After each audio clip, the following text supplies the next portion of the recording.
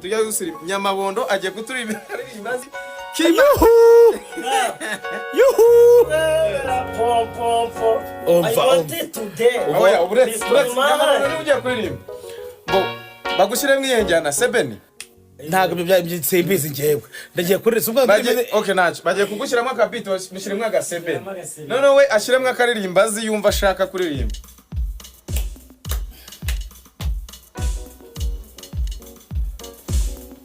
ariko uriya muziki uri kujyamo fata akantu gato ushanje bushyira kuri TikTok none ntumushyiremo ushyiremo niyo Bosco gusa uyu kurya turi babiri ugiye kuturirimbira akantu rwose kakuri ku mutima k'Imana urabura ntagire nyine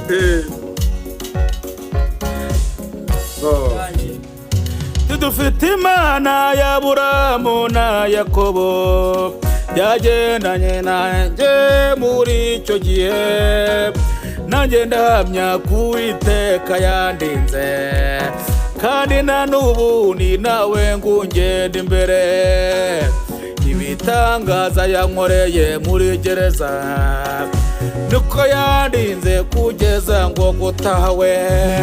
tina muyuda namugira kimwe ne data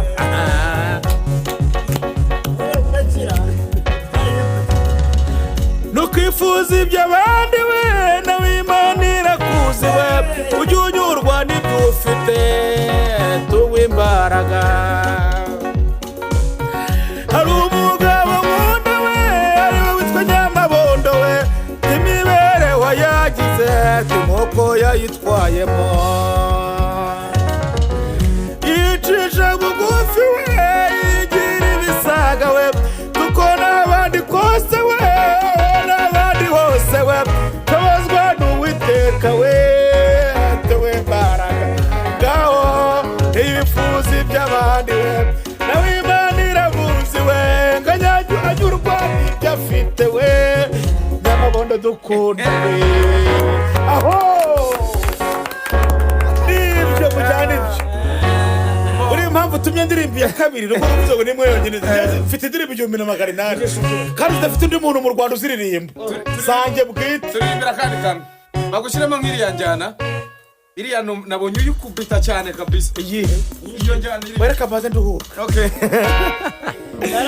Nyamabondo